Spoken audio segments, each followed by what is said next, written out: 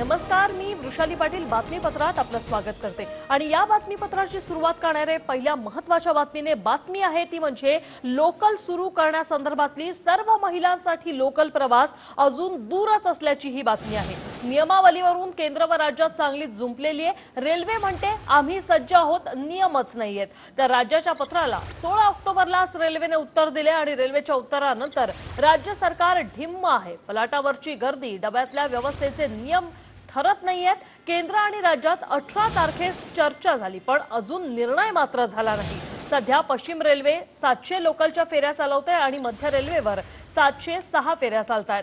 सध्या अत्यावश्यक सेवेमध्ये जे कर्मचारी आहेत त्यांच्यासाठीच लोकल सेवा आहे, परंतु जे राज्याकडून सांगितलं गेलं होतं की सर्व महिलांसाठी लोकल सेवा सुरू करा, त्या मात्र मुद्द्यावर अजूनही केंद्राचं आणि राज्याचं संगनमत झालेलं नाहीये असंच दिसतंय।